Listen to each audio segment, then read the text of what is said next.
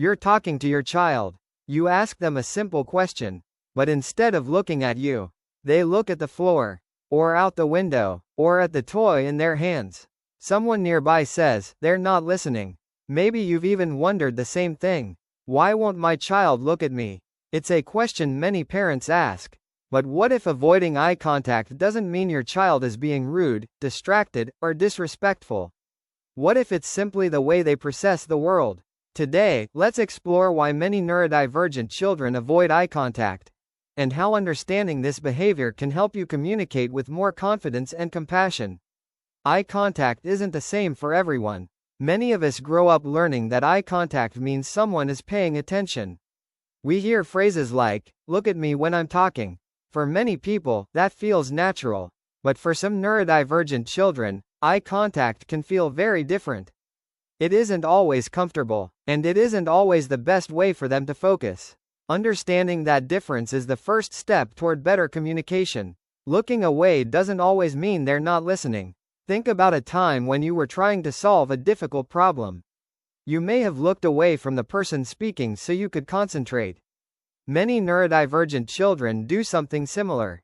Looking away can help them process information. It allows them to focus on your words without also managing the social and sensory demands of maintaining eye contact. In other words, looking away doesn't necessarily mean they're ignoring you. Sometimes it's exactly how they're able to listen. Why eye contact can feel overwhelming.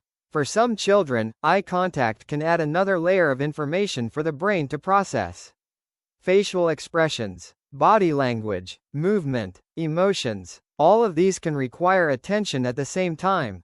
If a child is already working hard to understand spoken words, adding eye contact may simply become too much. Looking away may be their way of reducing that mental load. Connection is more important than eye contact. As parents, it's natural to want our children to look at us. We often associate eye contact with respect or attention. But connection isn't measured by where someone's eyes are. It's measured by whether communication is happening. Your child may respond to your questions, follow your instructions, or remember what you said, even without looking directly at you. Those are meaningful signs of engagement too. Practical ways to support your child.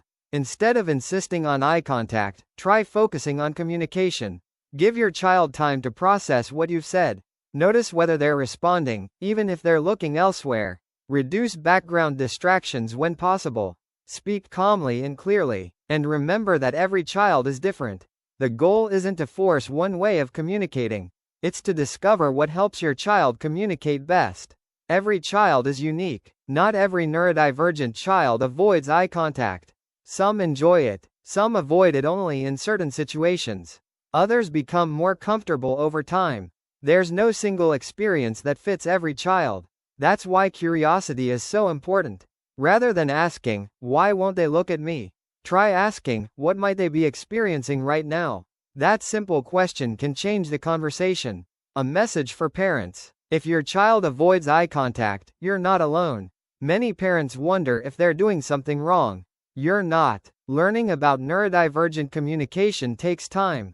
The more we understand, the better we can support our children without asking them to communicate in ways that feel overwhelming.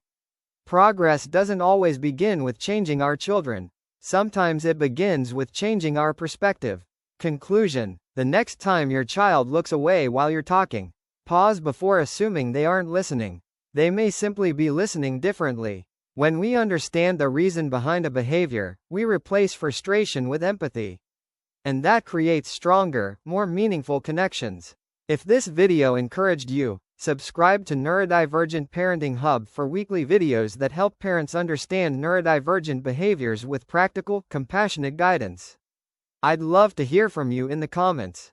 Has your child ever looked away while still listening? Your story could encourage another parent today.